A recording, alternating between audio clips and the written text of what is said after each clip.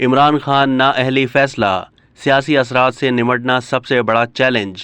Election commission ने chairman Tehreek Insaf को नाअहल करार दिया है। इमरान खान अब से रुकने कौमी असम्बली नहीं रहे, उनकी नशिस्त को खाली करार दे दिया गया है। इलेक्शन कमीशन ऑफ पाकिस्तान ने इमरान खान को करप्ट प्रैक्टिस का मुर्तकिब करार दिया है। न सिर्फ ये कि उनको नाअहल किया गया है, बल्कि उनकी रुकने कौमी असम्बली की हैसियत से नशिस्त को खाली करार दे दिया गया है।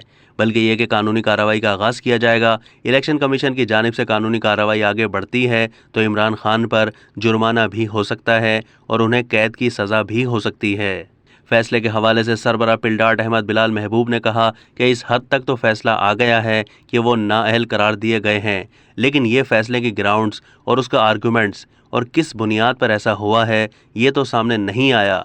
तो ये जब सामने आएगा और फिर इसकी तफसीलात का अंदाज़ा कर सकेंगे कि ये कितनी मुद्दत के लिए नाअहलियत है, किस बुनियाद पर इसके स्टैंड करने के चांसेस कितने हैं। कोर्ट ऑफ लॉ के अंदर ये बातें तो जब ही पता चलेंगी, लेकिन ये बात सही कि ये अब नाअहल करार देने के बाद जो सियासी रिएक्शन का अमल है वो तो फ़ौरन शुरू हो जाएगा और वो कानूनी तौर पर भी चैलेंज करने का अमल शुरू हो जाएगा। तो ये उसके सियासी असरात से निमटना सबसे बड़ा चैलेंज होगा।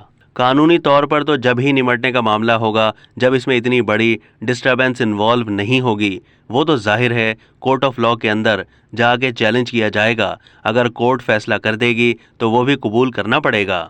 लेकिन जो स्ट्रीट पर अगर चैलेंज होगा, जिस तरह का छोटा सा मंजर इलेक्शन कमीशन के बाहर देखा गया, अगर इसी तरह के मनाजिर अगर पीटीआई मुल्क में दोहराएगी तो ये बहुत बड़ा चैलेंज होगा। और मैं ये समझता हूँ हुकूमत के लिए इससे निमटना ये सही चैलेंज होगा जो आने वाले दिनों में हमें देखने को मिलेगा और इसी पर डिपेंड करेगा कि हमारी मुस्तकबिल की सियासत किस रुख पर जाती है। अब तक के लिए इतना ही। मज़ीद मालूमात के लिए डेली जंग के यूट्यूब चैनल को सब्सक्राइब कीजिए।